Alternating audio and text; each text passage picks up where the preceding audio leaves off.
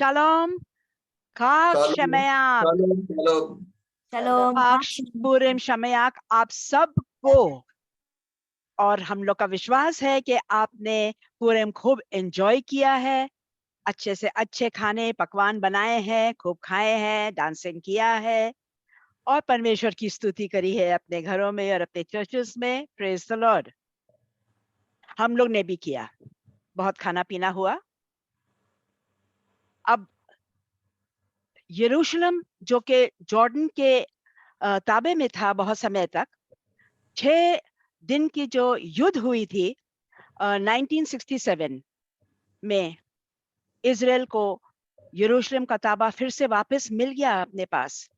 और उस वक्त से गवर्नमेंट ने बोला कि बहुत खुदाई, एक्सकवेशन यानी कि खुदाई करना चाहिए ताकि हिस्ट्री के बारे में पता चले कि क्या है क्या नहीं है।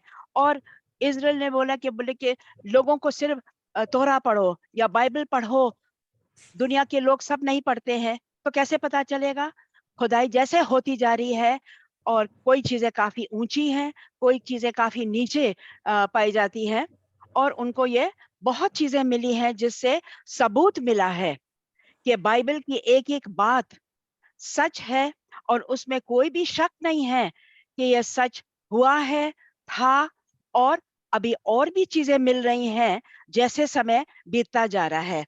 उसमें से एक 2800 साल पहले उनको पता चला है कि एक भूकंप हुआ था इजराइल में। उससे हमको और आपसे क्या मतलब है? उससे यह मतलब है कि बाइबल से जो जकरिया में 14:5 में उनका उससे ताल्लुकात होता है। और जो ज्ञानी जो पढ़ रहे हैं खुदाई के बारे में, जो एक एक चीज उनको मिलती है उसको साफ सुथरा करके बहुत उसके पीछे वो लोग पढ़ते हैं कि ये क्या है क्या नहीं है, कितने साल पुरानी है, और उससे दूसरे चीजें जो इजराइल में है उससे क्या मतलब रखती है। तो उनको ये पता चला कि ये जो जकरिया 14:5 में जो भूकंप के बारे में लिखा है, ये हुआ था इजराइल में 2800 साल पहले। और अभी कुछ साल पहले उनको एक और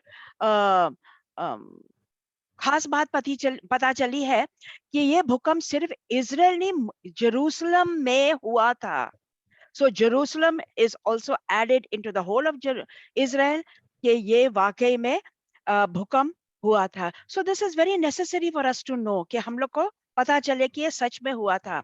अब एक छोटी से इंफॉर्मेशन आपको बताना है कि जब ये खुदाई शुरू हुआ तो गवर्नमेंट ने बोला कि अरब के लोग, जो वहां के लोग हैं जो पहले थे अरब के लोग, उनको भी शामिल किया जाए खुदाई में। अब हम लोग बोलेंगे कि क्यों उन लोग को क्यों किया जाए, इजराइल वालों को सिर्फ क्यों नहीं एम्प्लॉयमेंट मिले, उनको पैसा मिलेगा। गवर्नमेंट इजराइल का दिमाग आप देखिए ये कैसा है।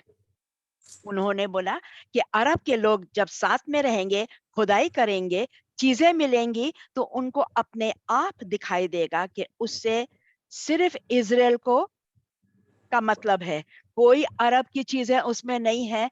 तो उसमें लड़ाई झगड़े की कोई बात नहीं है, बड़ी बड़ी बातें करने की बात नहीं है। वो सीधा दिखाई देगा कि ये सब ताल्लुकात सिर्फ बाइबल से है, इजराइल से है, उनके राजाओं से है, उनके देश से है। तो कितनी बड़ी बात है ना। That is called the brains of Israel, है ना। ओके, एक और चीज है कि ओरिजिनल सिटी जो है, जो खास सिटी जो पहले ही है, पहले से है, उसको कहा जाता है सिटी ऑफ डेविड, यानी कि दाऊद राजा का शहर।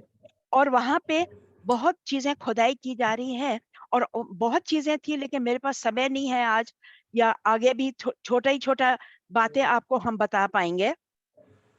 वहां पे एक झरना पाया गया है, झरना जो कि जमीन से पानी जो निकलता है।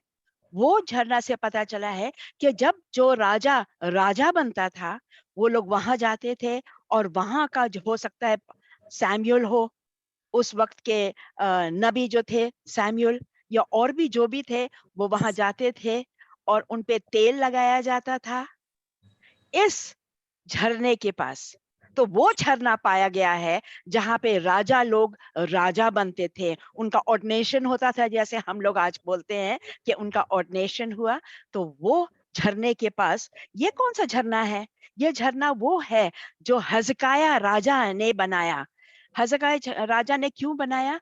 असरिया के राजा जब आने लगे इज़राइल में, उनके साथ युद्ध करके कि वो लोग पूरी इज़राइल को घेर देंगे, तो इज़राइल के लोगों का क्या होगा?